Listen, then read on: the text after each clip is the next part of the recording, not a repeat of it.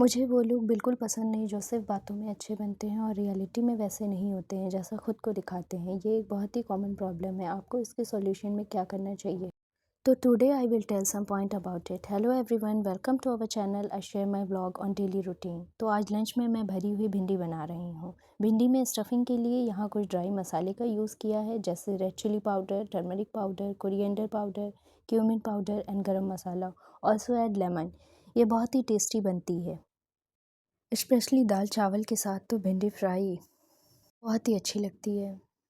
Now let's come to my point first is originality को importance दें। Originality को importance देकर आप उन लोगों को अपने लाइफ में इम्पोर्टेंस दे सकते हैं जो अपनी बातों में भी रियल हैं, जैसा वो बोलते हैं वैसा ही करते हैं।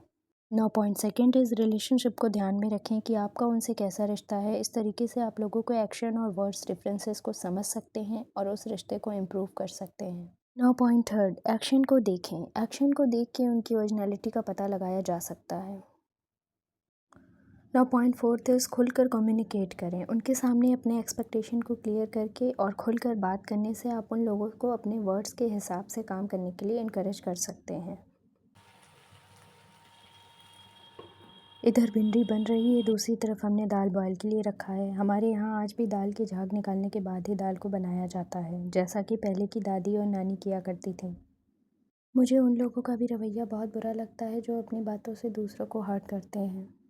भरी हुई भिंडी तैयार होने के बाद फिर मैंने सोचा थोड़ा सा मटर पुलाव बना लूँ। मटर पुलाव बनाने के लिए मैंने थोड़ा सा अनियन कट किया और उसे गोल्डन ब्राउन होने तक के फ्राई किया। फिर उसके बाद मैंने उसे निकाल लिया। फिर उसमें मैंने थोड़े से खड़े स्पाइसेस डाले, जिंजर गार्लिक पेस्ट डाला और उसे थोड़ी देर सौटे किया। उसके बाद उसमें मैंने बासमती राइस डाल के और सॉल्ट डाल के उसे अच्छी तरीके से पकाया, क्योंकि मेरे वहाँ सभी को मटर पुलाव बहुत ही पसंद है।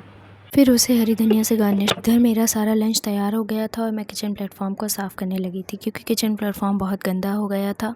क्योंकि मुझे गंदे किचन में काम नहीं किया जाता। मैंने बहुत सी लेडीज़ को देखा है, वो किचन को बहुत गंदा रखती हैं। किसी तरह नहीं होना चाहिए। हम लेडीज़ का तो मोस्टली टाइम किचन में ही स्पेंड होता है, तो उसे नीट और क्लीन रखना चाहिए। इन सभी तरीक़ों से आपको अपने रिलेशन में ट्रुथ और क्लियर कम्युनिकेट को इम्पॉर्टेंट देना चाहिए। जब आप ओरिजिनलिटी और क्लियर कम्युनिकेट को इम्पॉर्टेंट देते हैं तो आपके रिश्ते में ट्रस्ट, रिस्पेक्ट और अंडरस्टैंडिंग बढ़ती है। अब यहाँ पर थोड़े नाश्ते के बर्तन रखे हुए हैं। अब मैंने क्लीन करके का काम करने के बाद मैं अपने बेडरूम की तरफ आई। बेडरूम एकदम फैला हुआ था। फिर हमने ब्लैंकेट फोल्ड किए।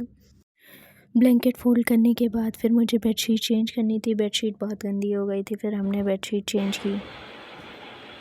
रूम में जब नीट एंड क्लीन कर दो तो फिर उसके बाद जब बेडशीट चेंज कर दो तो लगता ही नहीं है कि ये अपना बेडरूम है। वो कितना साफ़ सुथरा और कितना खूबसूरत।